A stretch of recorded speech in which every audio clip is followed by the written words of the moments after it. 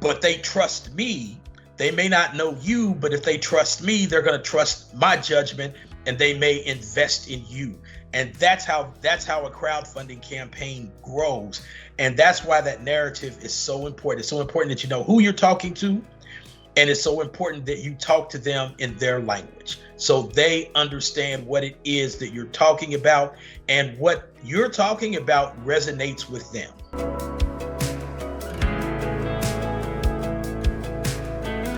Because when you're talking story, you are bypassing all the blockade that the people already might have put out there. You are connecting them at the level of emotion. Then it becomes easy now for them to be able to buy into what you want to say to them, because you know, like you say, you know who they are, and you know what makes sense to them. You know what would make them to react, and what would make them to react in a certain way too. And of course, these are not automatically clear to you as you are just beginning. They will get clear to you later on. Through experience and all of that. I'm talking of getting people to buy in. I'm sort of imagining that you want to tell them, you want to give them a promise. You want to let them know that there is something in for them. So my question is, how do you design an attractive offer so that people can buy into it, knowing that there is something that is going to be in for them? Of course, you're going to be able to deliver on that. But the question is, how do you design an attractive offer for the crowdfunding campaign? Thank you for checking out this video. Are you getting enough value from it? You see, this video was created for the purpose of adding value to you. So if this video make any sense to you, let me know in the comment section below. I'm interested in understanding what you take away from this video and if it makes sense to you, so we can provide more. And let's return to the video.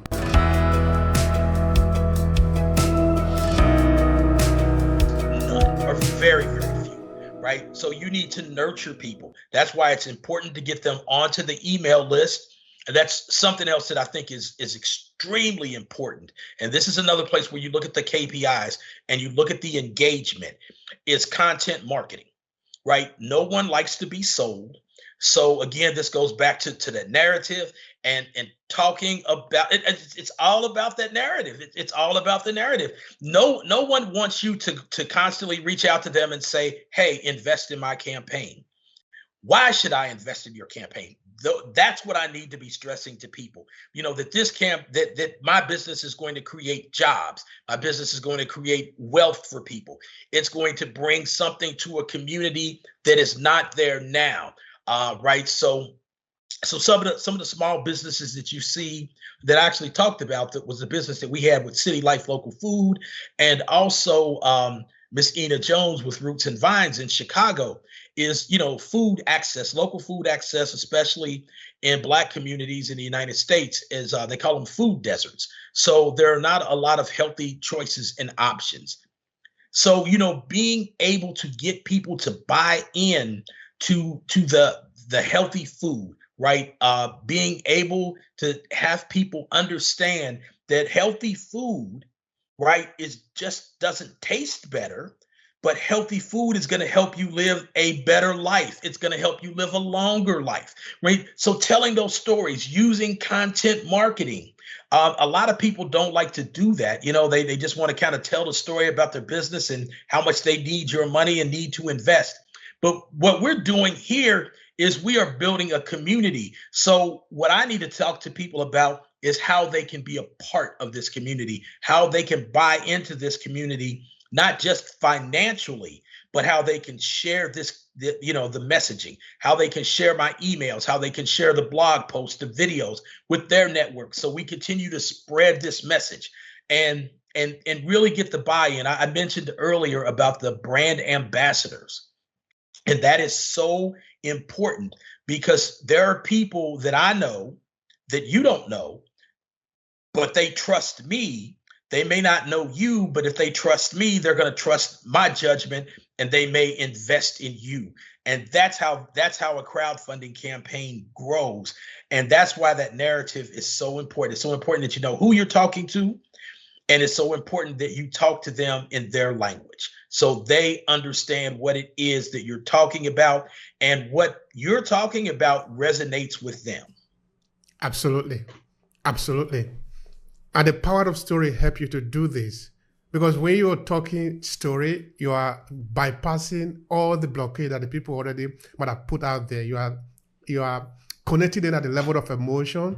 Then it become easy now for them to be able to buy into what you want to say to them, because you know, like you say, you know who they are and you know what makes sense to them. You know what will make them to react and what will make them to react in a certain way too. And of course, these are not automatically clear to you as you are just beginning. They will get clear to you later on through experience and all of that. I'm talking of getting people to buy in.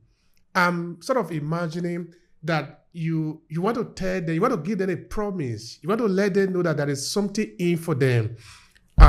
So my question is, how do you design an attractive offer so that people can buy into it, knowing that there is something that is going to be in for them? Of course, you're going to be able to deliver on that. But the question is, how do you design an attractive offer for a crowdfunding campaign?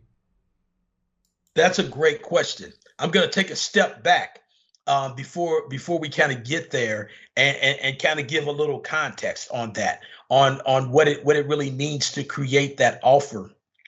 The first, and again, the most important thing is finding the people who are interested in your offer, right? There's some level of interest in it. Maybe they're interested in you. Maybe they're interested in your business. Maybe they're interested in making money with your business. Whatever that is, that's the first step. It's important to find those people, to understand the kind of content those people want to consume, segment that content, and make sure that you are presenting that content, where they are, right? Those things are really important. Something that a lot of times we don't think about. You talked about that promise, that brand promise, right? What is my brand? My brand is the promise that I make to people. And this is one of the things that's really important, especially in investment crowdfunding, is if you're a startup per se. Now, if you're a business that's already operating, they pretty much trust that you're going to continue to operate the business. But even there, when people are investing, they're investing in you. They're investing in your team, right? Because your business plan is not going to be able to implement the plan, right? It's people, it's your team that are going to be able to implement that. One of the things that I've learned around the investment space is that you could have a C+ idea and you could have an A+ management team. They're going to make it happen. You could have an A+ idea and a C management team, and they're going to run it into the ground, right? So it's really important that, and you should be doing this for your business anyway, right? But it's important that you differentiate yourself as an authority in your space, as a thought leader in your space, that you really know this. You've done this before. You have some experience. You've done your research. You know your numbers. You know that there is a real problem that needs to be solved, and that you can articulate that problem in a way that is going to make people buy into it, right? So we're kind of back to the narrative. So I'll give you an example. I had spoken earlier about the lack of access to capital for women and minority businesses in the United States, right? Everybody knows that's a problem. No doubt about it. Some people spend all day complaining about why venture capital won't fund them. Then there are people who are in the crowdfunding space, right? And the way you have to talk about this and the language that you have to use when you talk about the crowdfunding campaign is it has to be solution-based, right? So there's another solution. So if you want to spend your time and energy complaining to someone who has clearly and consistently demonstrated they are not interested in funding your business, you can do that. And I say more power to you. Have at it. Keep complaining. But then when you start to talk to people who are ready to take the action, they see the problem, and now you have presented a solution, right? And now you have to talk to those people. You have to guide them through that process. Again, that brings you back to the content marketing and understanding who it is that you're talking to, how they like to be talked to, and understand that the goal here is to bring them to the solution so that they have that aha moment and they say, oh, okay, this is what it is. And now I have. Hi, and thank you for checking out this short clip from Obehi Podcast. I'm Obehi Ewanfo, the host of the Obehi Podcast. This short clip was created from a full episode where we dive deep into this conversation. To see the entire video, all you need to do is to click on the link in the description of this video. Now, while you are there, I want to share something with you quickly.